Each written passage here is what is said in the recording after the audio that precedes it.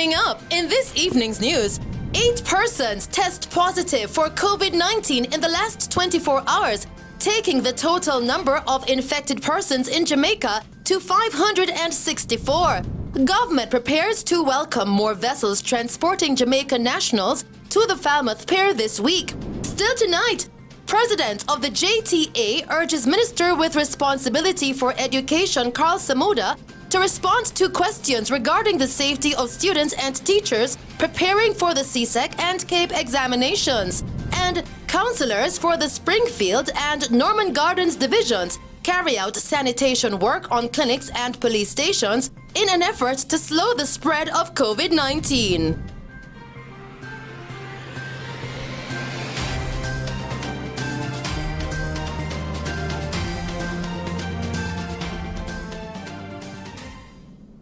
Good evening, and now the news in detail. Jamaica has confirmed 8 new cases of coronavirus COVID-19 on the island, taking the total number of infected persons to 564. The announcement was made by Prime Minister Andrew Holness during the live digital press briefing held moments ago. He outlined that 309 cases are active, while a total of 238 persons have recovered from the virus.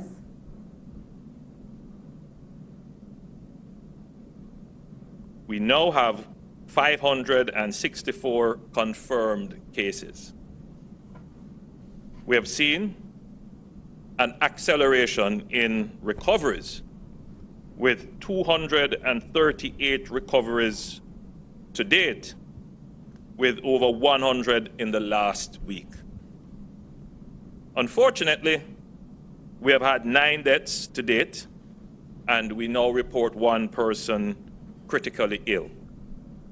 Therefore, there are currently 309 active cases. At this point in the progression of the epidemic, the number of active cases, that is the number of persons who still have the virus, is a more meaningful measure than the total number of confirmed cases. Prime Minister Holness added that in the event that cases keep rising, there will be additional measures taken regarding the curfew hours. Meanwhile, he is urging residents to adhere to the protocols and measures that have been implemented to curb the spread of COVID-19. Still tonight, Minister of Health and Wellness Dr. Christopher Tufton has confirmed that an employee at an infirmary in St. Anne has tested positive for COVID-19. Testing has been done on contacts of that confirmed case. So we do have a case, as reported in the media and confirmed by you a short while ago, of a positive employee at the St. Anne Infirmary. The individual is male, is currently asymptomatic, and has been put into isolation in a government facility. Since that discovery, contact tracing has commenced and 21 close contacts identified and placed under home quarantine. They include 12 high-risk members of staff, all of whom have been sampled. Up to yesterday, May 25th, all 80 permanent staff members and 2 of 5 visiting staff members were sampled for COVID-19, and all 106 residents have been tested.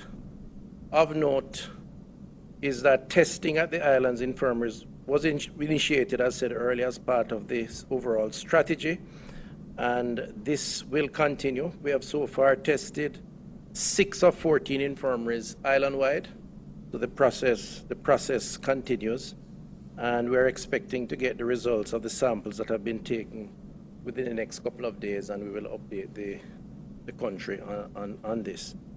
Minister of Local Government and Community Development Desmond McKenzie says that all infirmaries have isolation facilities.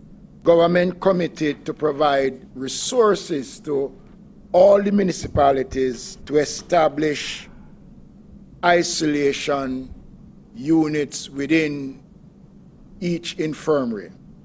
Let me dispense whatever mischief is being made in regards to that, and to advise the country that all our infirmaries have up and running isolation units. That was done over the last couple of weeks. Let me again state for the record and dismiss any mischief that is being made that all infirmaries and Golden Age Home have adequate personal protective gear for workers, and the workers have been using those gears accordingly. One of the initiatives that we intend to put in place to ensure that we beef up the safety of the infirmaries is that we are now going to be providing transportation for each infirmary worker to take them from home to work and back. Meanwhile, Prime Minister Andrew Holness has announced that the disembarkation of the Royal Caribbean's Adventure of the Seas cruise ship operated by the Royal Caribbean Company has been successfully completed at the FALMOUTH Pier in Trelawney. I'm pleased to report that the disembarkation of over 1,024 ship workers from the Royal Caribbean cruise ship, the Adventure of the Seas, was successfully completed yesterday afternoon at the FALMOUTH Pier. This brings to just under 1,500 Jamaicans being returned to date using the controlled re-entry program.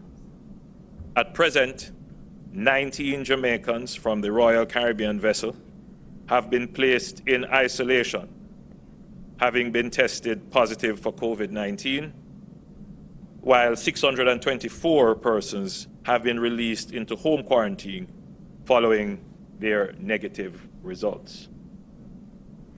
9 Jamaicans from the Adventure of the Seas have been placed in isolation after they tested positive for COVID-19. 384 persons have been placed on home quarantine following their negative test results. Prime Minister Holness further outlined that persons who are allowed to quarantine at home have consented to have their locations geofenced using smart technology through the JAM COVID-19 app, which is fully operational. Meanwhile, the Jamaican government is preparing to welcome more Jamaicans from additional vessels to the FALMOUTH Pier this week. Norwegian Cruise Line NCL docked in Falmouth yesterday with 174 Jamaican cruise ship workers, while the Carnival Cruise Line transported 240 Jamaican cruise ship workers this morning. A vessel from Disney is tentatively slated to dock on May 29 to disembark a set of more than 400 crew members. The protocols and procedures now established by the government will be used for the incoming ship workers. So far, the government has been able to repatriate some 2,000 Jamaicans who applied for re-entry through the JAM COVID-19 app. Prime Minister Holness, during the live press briefing, outlined that with the continued repatriation of Jamaicans, the number of COVID-19 cases will rise. So as we relax the measures and we increase the rate of repatriation of Jamaicans, even with the best will and the best implementation of the measures, we recognize that because of our limited resources and the constraint that places on our ability, that there is the possibility that our numbers could rise. So we have increased the rate at which we are repatriating our Jamaican brothers and sisters. But even with the best will in the world, even with the best organization, even when we put in the best public health measures, the possibility is not just for Jamaica alone. We have seen it in other countries right across the globe, that when repatriation of nationals take place, there is the likelihood of our numbers increasing. Still making Mello TV news, President of the Jamaica Teachers Association, Mr. Owen Speed, is urging Minister with responsibility for the education portfolio, KARL SAMUDA, to respond to questions regarding the safety of teachers and students returning to face-to-face classes in the face of the COVID-19 pandemic.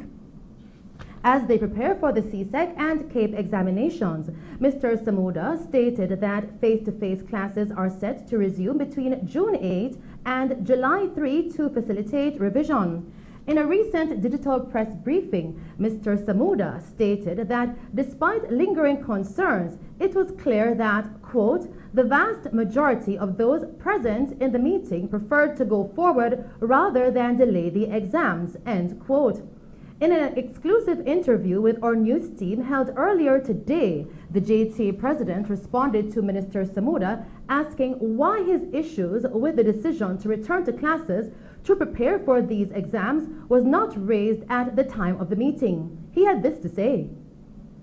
I want the minister to now come out and say to the public what it is that they have in terms of a blueprint with specific timelines, what it is that they have in place, for example, to ensure that children and the teachers actually can get to school safely and on time, what it is that they have in place to ensure that proper sanitization is going to be done. I would like the Minister of Education to be saying to the nation at this time and keeping that kind of focus at this time, to say to the nation what it is that they have done in terms of procuring masks and how many masks they have procured.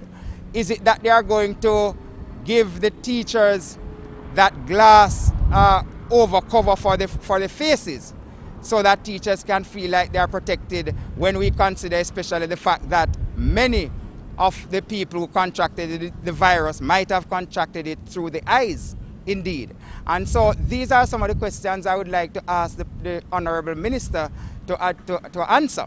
And instead of spending time mulling over what it is that was discussed at a particular meeting, we need to be moving forward. And I would like to ask the Honourable Minister how many water tanks, for example, they have procured so far.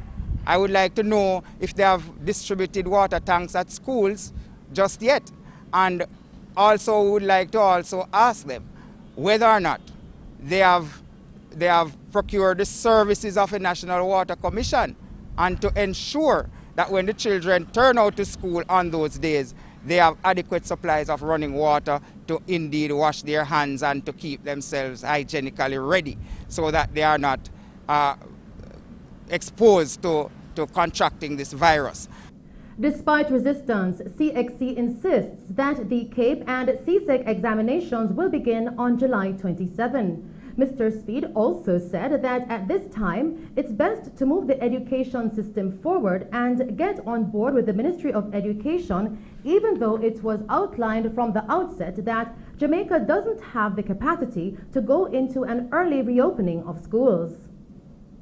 This time is for us to try to move the education system forward. We want to be positive. We want to be on board with the Ministry of Education, even though we know that from day one we were saying to them that we don't think that Jamaica has the capacity to actually go into an early reopening of school, because they are going to need several things that must be put in place. And we don't think we have the capacity to run back into a premature type of opening of school. In fact, the teachers are out there disgruntled, many of them. They are disgruntled because they believe that they are being used as a guinea pig in all of this. In fact, they are being used as some test, some trial run. And we believe that our professionals in this country must be treated better than that. We cannot be using our professionals as guinea pigs. And that is something that we need to have some more fulsome discussions on before we move forward into this reopening. We have just about a little over a week left. And at this time, we would have loved if the minister would have come out and showed us, in particular the specific things that they have done so far. And at this time, it would seem as if that is lacking, they are lagging behind, and we would want to know that they put every single thing in place to ensure that when the children and the teachers return, because it's not just the teachers who are having a difficulty. We need to understand that parents out there are worried. There are parents out there who said to me that they are not going to be sending their children out to school so soon. And there are children who are worried. In fact, the National Students' Councils Association, they said that they are not ready. In news from St. Catherine, detectives from the Portmore Police Station are seeking the public's assistance to locate a witness who is vital to a case that is currently before the St. Catherine Parish Court. He is known as Kason Donnan, whose last address is 2 North Portmore, St. Catherine. Donnan is scheduled to appear before the court on Tuesday, June 9. Kason Donnan or anyone knowing his whereabouts is being asked to contact the Portmore Police at 876-949-8422, Police 119 Emergency, or the nearest police station.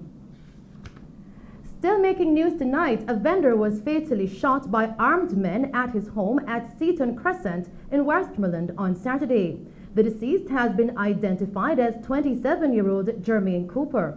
Reports coming into our news center from the Savannah Lamar Police are that at about 10:50 p.m., Cooper was at home when he was pounced upon by 2 armed men who kicked open a door to his dwelling. The men then opened fire, hitting Mr. Cooper several times before fleeing the scene. The police were alerted and Mr. Cooper was taken to a hospital where he was pronounced dead. The Savannah Lamar Police are investigating the incident.